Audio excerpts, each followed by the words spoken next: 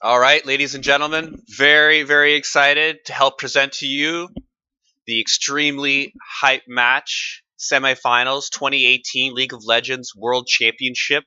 The upstart G2 Esports, the darlings of Europe, coming straight out of there like a bat out of hell, and now coming up against the tournament favorites, the Chinese powerhouses, the Uzi Xiaohu Wrecking Machines. Royal never give up! All right, well, that was a hype intro, but here we are, the teams facing for the Summoners Cup here. 4 teams left.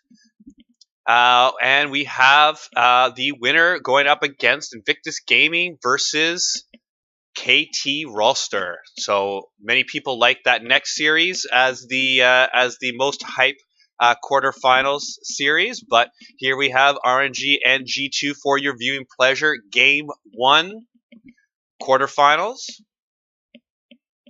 RNG faltering a little bit coming into this tournament. Not quite winning out in the group stage, dropping games, not looking like how they looked before the tournament, which was the undisputed best team in the world. They're currently looking like a very strong team, but not as oppressive as what we were predicting coming into this event. But G2 doing all sorts of crazy plays and picks throughout the year. They're specializing in the Heimerdinger pick for the 80 card carry Hjarnan, support Wadid, mid laner Perks, jungler Yankos, and the top laner Wonder. Here we're seeing the extremely powerful bot lane of the the Lucian and Leona. Really does not get much more powerful than this. What you're doing is you're looking to push the wave to get to level 2, and then you're trying to hit it 1 or 2 minions right before your enemy, and then you go in for the dive and try to get a flash. Leona being the tournament counter pick for Rakan, so RNG having the advantage here in the bot lane, and flash already used by Perk. Xiaohu going ahead, charging up the knockup, and not giving him a chance. Ooh, just diving a little bit under tower is Ming. Did not take too much more than just a single tower shot. So, yes, he went in. Yes, he was just a little bit deep. But as you can see, level 2 versus level 1. So that was the play. But G2 perfectly setting that up where Rakan was jumping backwards towards the Jhin and having Leona follow him right underneath the tower, and Ming having to step back just a little bit. So let's go ahead and talk about this RNG team. Top laner Let Me here playing the Urgot. Urgot versus Aatrox, the most common matchup here in the 2018 World Championships. The very famous jungler Karsa coming over from the LMS region. We've seen him at so many worlds with the Flash Wolves. Honestly, one of my favorite players in the last 5 years. This guy is consistently beating stronger Korean opponents, and being in the jungle, he tends to be the one leading the way. So Karsa now over in the Chinese powerhouse RNG, bringing 2 junglers to this event. So they got a couple of different looks. The mid laner Zhao, who arguably one of the best players in China for all the year. And Rakan's going in, getting the knock up onto the Leona. Gank coming in from the Gragas. He's got the red buff. He's got them all slowed down. Ming is for sure dead. Uzi looking to go ahead and turn this. He's going on the Yankos. Teleport coming down from the top lane. Letme's going to come in. He's going to try to get. He's got the CC. Uzi trying to get the kill. Not able to get it. And very, very close, but G2 picking up first blood. Loving all that action here at 4 minutes into the game. This is the World Championships. This is not North America, and this is how we do it. This is the types of games that we love. Series 2018 quarterfinals, best of Europe, best of China. Let's go, boys. Let's go, girls. Let's fucking do it. We're in for this. We're in for the win. Here you're going to see the knockup from Wadid, following up from the CC from Hjarnan. Yanko's just hitting everything. This is what happens when you land 4 skill shots in a row, chain the CC, and you're able to get that kill and get just out. Yankos being able to flash, got a little nervous there, shot out the barrel in the wrong direction, but really no harm, no foul. and being able to get out with the first successful game. Good job, Yankos, and good job, Wadib, going ahead and setting up that CC for the play. And here we have a gank right here into the mid lane. Ming coming in, looking to get any sort of CC, and not going to do it. Now, personally, I would have knocked a few of those melee minions with my stack, but hey, I'm not Ming. I'm not one of the best supports in the world, but here you're having going ahead and doing a roam at 5 minutes is the bot lane of RNG, looking to extend their power out into the rest of the map. Karsa, as you can see, massive jungle lead over Yankos. He's got a 17 CS lead, and that's because Yankos went ahead and picked up that Predator and got that early first blood. So it's really a wash between that first blood and the huge lead that Karsa's picked up over Yankos. So, yes, it's showing 1-0 for G2. Yes, G2's got the early morale lead, but as when you're looking at gold, it's dead even. Look at the top there, folks. RNG even pulling slightly ahead. Has got about a 50 gold lead over G2, and that's from much improved CSing. So this best in China does not only need kills, though they do specialize in kills, and they're going to be able to win a number of different ways. Whereas G2 really has to rely on a little bit of cheese, has to rely on a little bit of luck, has to really play their best series to knock out this team that does not look like they could be stopped from MSI all the way to the beginning of the season. That they win best of 5 series. They beat out the best teams in the world consistently, whereas G2 has not been able to show that. All right, wow, only 6 minutes into this game. This is already so much happening here. I love how they're focusing a lot onto this bot lane. This is the bot lane that I could really speak a lot to. I tend to be in the more aggressive background of the Leona. But here we have Wadid going in once more. Ming getting onto the CC into the Hjarnan. Yankos looking to go in, but has decided not to. He's just going to do a little bit of damage, a little bit of CC, put some pressure, get them pushed into the base, and really coming into lane there. He was looking for a chain CC so that he could go ahead and proc the Predator and then into his CC, but just did not happen. But he was looking for it. Once again, going into the bot lane, trying to help this Hjarnan Wadid bot.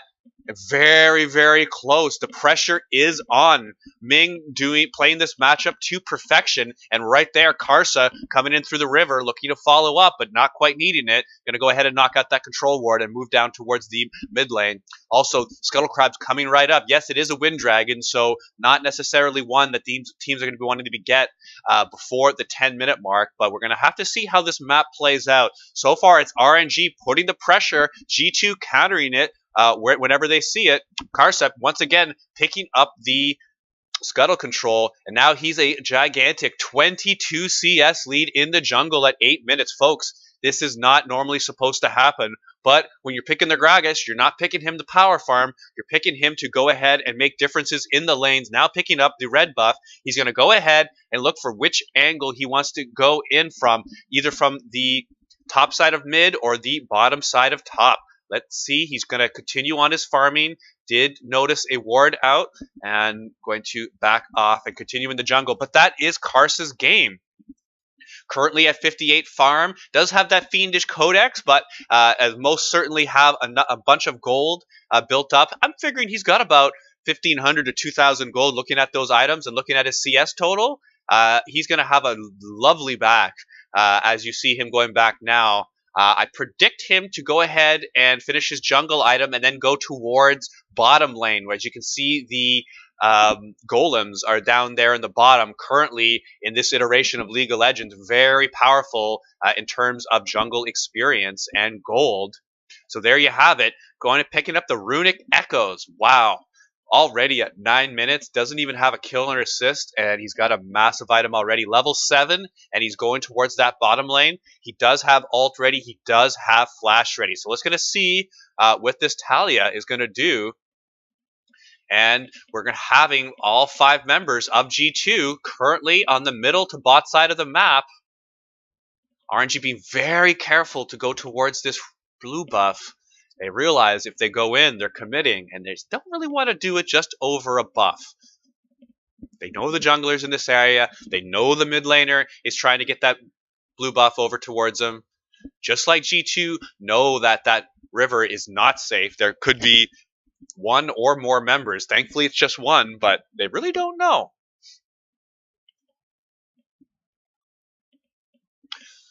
Something else I'd like to point out for all you folks is the spell book in the top lane for Urgot. Yes, starting with the Ignite. Oh, and beautiful CC from Karsa. Just missing up a little bit with the damage, but he's going to follow up with the ultimate. He's going to get both of them right behind the wall. He's got them both trapped, but he needs to follow up damage. He needs the Leona in there. He needs Sion. He needs somebody. He can't do it all by himself. Yes, he has got blue buff, but the rest of the team, Perks collapsing. He's got blue buff. He's coming right down, level 9 to level 8. He's getting the damage all that he can at the Xiaohu, going right underneath the tower. Karsa just barely getting through, taking that tower shot down to 1/2 health bar. Gonna go ahead and get out. Rise faking with the ultimate. Just a little bit of mind games there. Looking as if that he was going to go in, but in fact is going to head back to mid lane. Going to get himself a little 5-second advantage, getting back to that wave. Going to look to push towards the tower. And looking at his items, is going to go back and finish that catalyst. And possibly a blasting one. But we're going to see what his gold total is.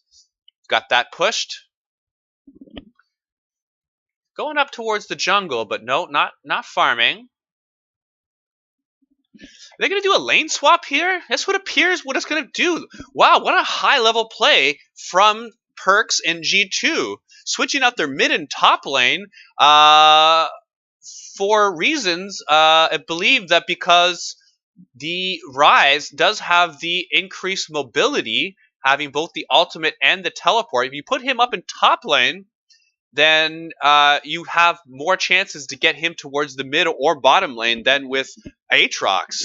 Aatrox just really having that teleport. Yes, it is almost up, but Rise does have those multiple ways to get into the fight as opposed to the one from Aatrox. So a very interesting switch of mid and top. You don't see this in professional play very often. You once in a while see it in solo queue when you have one of your enemies. Oh, we're going to have a gank coming here. Yankees getting right in front of the Urgot, getting all that type of CC, knocking him right back into lane, wanting to give that kill over to Perks, and the lane swap being extremely successful. Yes, we have the Dragon going over to Talia, currently still at 0-0-0, 20 CS up, doing going all over the map and farming up a storm, knocking down objectives, but Yankos, all kinds of very successful ganks, getting his 80 carry first blood, rotating Perks up to top lane, and getting him second blood, along with a bunch of solo CS. So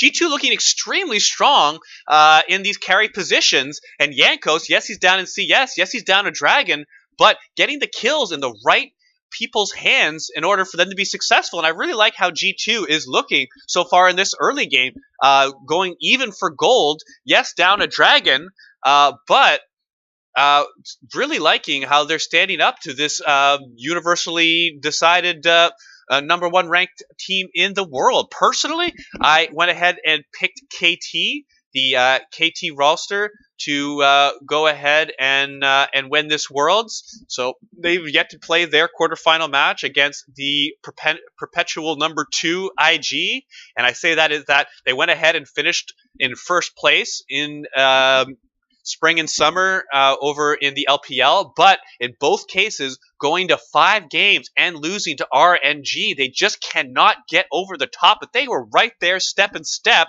with this Uzi and Ming centered team.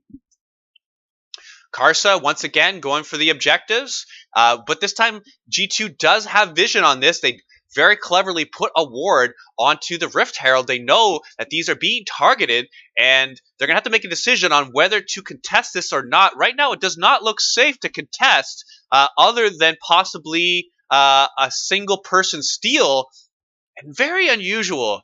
You see this a lot in solo queue, but it's not so often you see it in pro play, where the jungler will just go in solo and try to steal an objective. I mean, you see it with a Baron, but very rarely do you see it with a Dragon or a Rift Herald, just because the chances of getting it when you have multiple opponents in the pit against you, a 1-on-3, 1-on-2, your chances are normally less than 50-50. And there you saw it, the jungler of of RNG securing that Rift Herald, giving the buff over to Lucian and Uzi. And I mean, hey, this guy is the hard carry of the team. Why not give him the Rift Herald as well? Gold now slightly ahead. RNG 1,000 up, now knocking down that second objective compared to the node towers and no objectives from G2. G2 losing both their top and bottom towers. As you can see, the backs going right now. You have Wadid and Rakan heading backwards after pushing in that top wave here, and they tend to be just a little bit behind the Uzi and Ming train. Uzi and Ming knocking down that first bottom tower, then swinging over to top lane, knocking down this tower, now currently in mid lane. They're just going from level 1 tower to level 1 tower and putting pressure where G2 is having to concede. Once again, scuttle control, full scuttle control from Karsa, not having to counter jungle either, just with his movement and his range, being able to go into that river and getting these extremely valuable objectives that RNG seem to be stacking up. And this is something that G2 will have to worry about. And when you're looking at scaling, it does look somewhat favorable for G2, but not so much that I would rely on a 40-minute plus game for them to catch up. Here, going ahead very systematically, knocking down the third tower of the game from Mr. Scuttle Shelly there. Very expertly used down into the mid lane. You want to get whatever easy gold is lying around the map. So generally, it's whatever first tier turrets are left. That's where you want to use the Rift Herald. You want to have at least 2 or 3 members of your team pushing, having the wave push towards the tower, then using the Rift Herald to make sure to get at least 1 charge. But you normally want more than 1 charge. You normally want to at least get the tower. And if you can get a second charge on another turret, hey, that's bonus, but rarely does that happen. And if they do, well, then the other team is screwing up, and, well, they want you to win the game anyway. So just go ahead. Do them a favor. Win the game. Yeah, you know you want it. Just do it. I'll tell you what else happening. Perks taking down this solo gold. Arguably the best player on the team. Arguably the best player in Europe. I mean, Caps might have something to say about that, but he's not here to argue. And we can go ahead and say it. We're going to say Perks, best player in Europe. Now what? What? You want to argue? Well, hey, jump on the mic, say something. You want to write something in the comments. Throwing it out there. Perks 1-0-0, most farm in the game. Just a little bit behind Wonder. They're going neck and neck, both slightly over the 100 CS per 10-minute mark. Uzi topping them both out a little bit, 192, but significantly above the mid laners of RNG and top lane, Let Me and Xiaohu.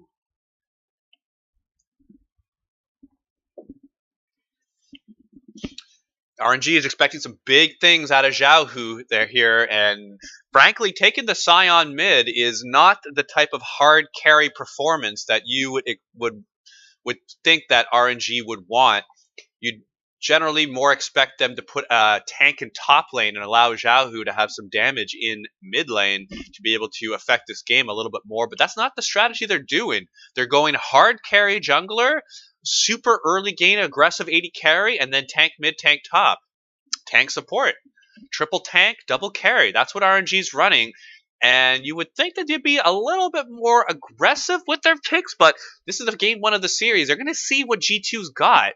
And really, they're just giving G2 2 targets. And if you can't knock out one of these 2 targets early, well, then the CC and the AoE of RNG is going to be up into his E, up into G2's ass E, and we're going to quit this rhyming. OE, this is painful. E, that's okay. We got it. Neck and neck. This gold. Gonna want to see this next dragon coming up, though. It's going to be a double mountain.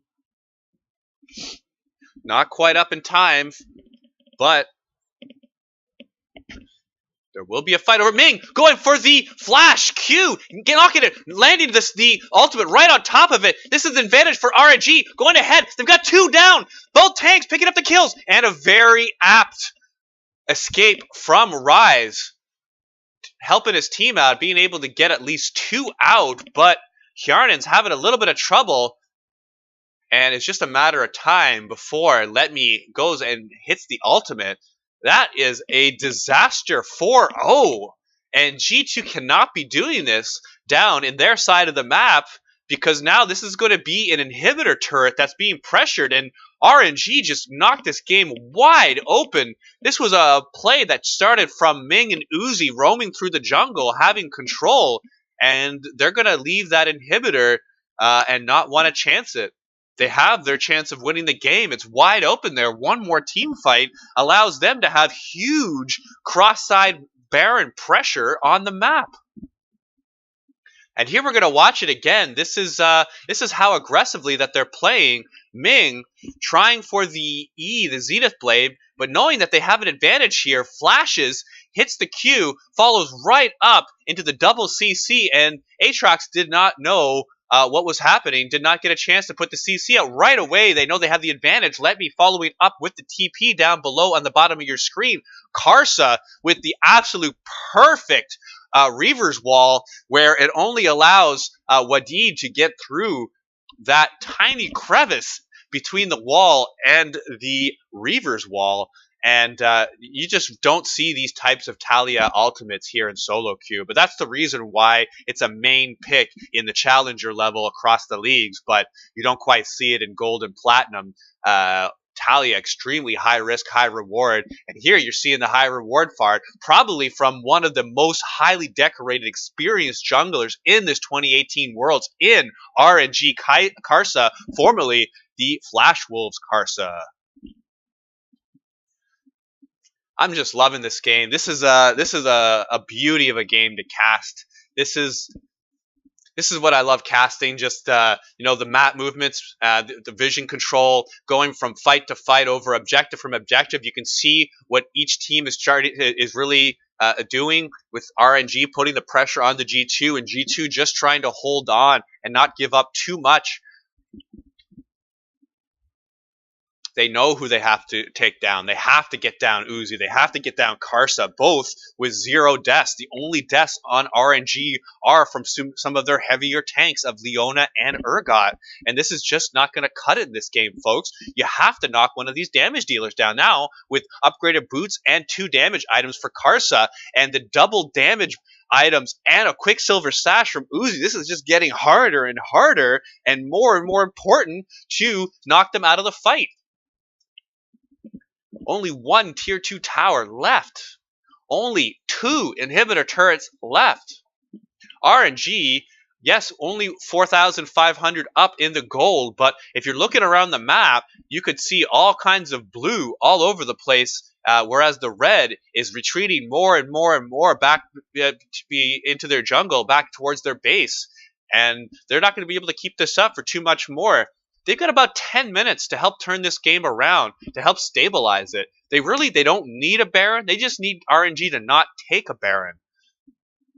Time's running out for this G2 squad. And if you're looking for areas where they scale a little bit better, you look no further than this Rise, currently at 110, 250 farm.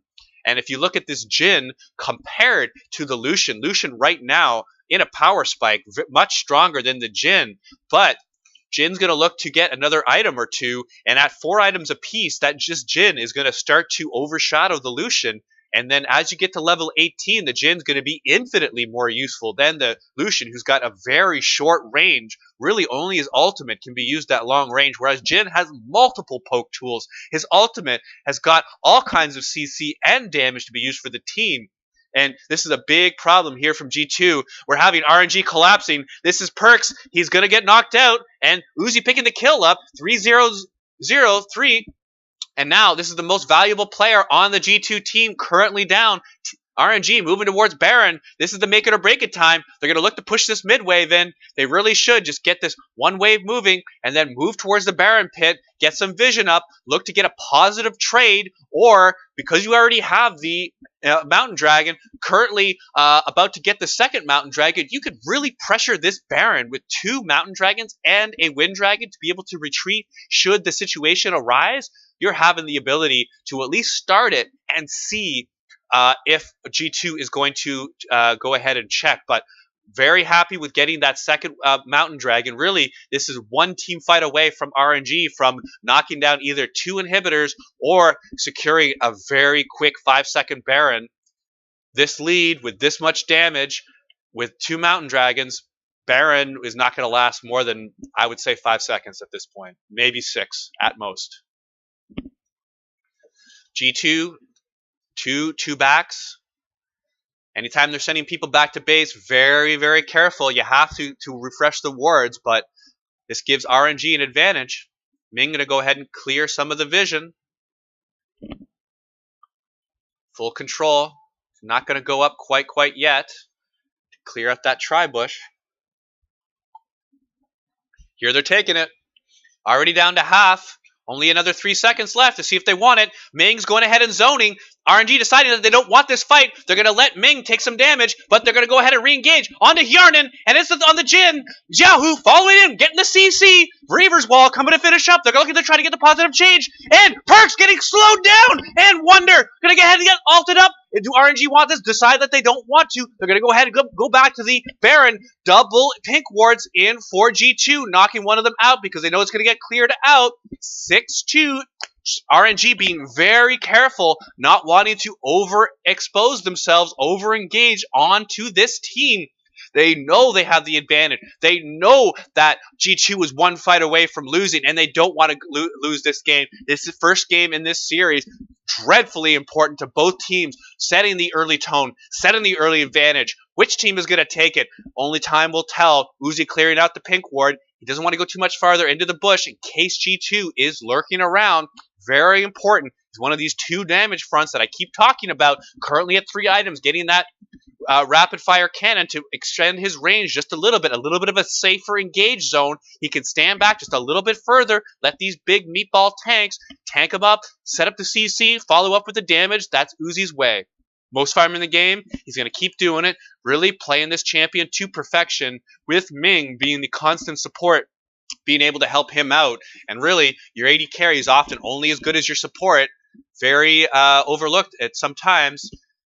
G2 currently pushing the bot lane. Wonder does have the TP up. He would like to get some damage onto this tower. He would like this tower to eat some of these minions from RNG so that they can catch up in the experience. But RNG, what they can do with the 2 mountain is they can start 2-manning, duoing this Baron, and G2 is all none the wiser. And really, because they're able to push up so much with the vision, they're able to show multiple players in the jungle of G2 that RNG can 2-man the Baron with Let Me and Karsa, the Urgot, and Talia, knocking that down and securing this game-ending objective. Now 5,000 gold up for RNG. Going to go ahead and buy the rest of their items. They're going to be looking to stack those GAs. They're going to be looking to get those Infinity Edges and those Rabadon Death Caps, wherever they may be. These final items for the order for them to go ahead and finish this game off. Each player having a 0.5 to 1 item lead over their compatriots in general. We're going to have to see if G2 can keep this game going for a little bit longer. Really, they can give away possibly 1 inhibitor, but they don't want to give away 2. That would be the over-under in my books about how successful this RNG Baron is. Yeah, one inhibitor acceptable for G2. 2, game ending. Really, it'd be hard for them to come back. One thing this RNG squad knows how to do is that's finish off games from a lead, and you saw the patience that they were showing just before. And here they go, Ming diving in, tons of damage back on the Ming, but that's not who they want to be going. 2 for 1 right now in favor of G2. They're able to go ahead and have Aatrox proc the ultimate, but followed up. Now currently a 3-2 No, 2-2. So very, very, very close. This is good for G2. Trading out kills there. So currently only 3 members of RNG having the Baron left. They're going to take this last outer turret, which G2 will happily cede. Now fighting for the more critical inhibitor turret. Just going ahead and pushing these waves up is RNG. Knocking the second inhibitor tower down. Still haven't lost one of the inhibitors, though. Overall, you're looking at, if this is 2 towers, if this is what this ends at, very good for G2. And a 2-2 trade is really what you want. Ming going to go just a little bit deep here, right into 4 players. And you know, when he was going in, he was thinking, I don't know if that was right. Lots of damage onto Karsa, and that was really the savings grace for G2. Wonder being able to pick up that hit onto Karsa, and Karsa's first death there, being able to knock down one of those damage dealers. Currently, Uzi still has not been touched and went for the Infinity Edge instead of the GA. This is how confident this AD carry is coming out of the LPL. Uzi, arguably the best player in the league at the moment, going for Infinity Edge over the Guardian Angel, favoring this tank shredding, huge damage buff as opposed to these other life, which many players would do and would be the safer pick, would be the Guardian Angel. Here we have Ming go in right onto the Yankos, all kinds of damage. Uzi just doing way too much, way more than his fair share, just getting down to 3/4 damage. And this looks like it's going to be about it for Uzi and his RNG squad. They're just going to go ahead and clear this up. They have enough minions. They have the tanks. They really don't even need this kill. And they're just going to go ahead and finish off. They're going to let me zone out the Rise, but really unneeded to get him killed. Just need to keep him busy a little bit. And it's game 1 in the books for RNG. A very controlled, very measured game from this Chinese squad, playing from their bot lane and out of the jungle. So definitely, I'd like to give many props up for the Talia and the Lucian. Also, the Scion in mid lane, yes, it wasn't flashy, but he was consistently hitting his CC. He was being a big tank and just not being knocked out and just being a constant presence from Xiaohu. So where I was criticizing the pick earlier, the damage dealers of Karsa and Uzi enough to carry RNG across the finish line. And casters are going to talk a little bit about that. But you've already heard what I have to say. Rav Exel from game 1 of this quarterfinals match. RNG versus G2. RNG up 1-0. 2018 League of Legends World Championships.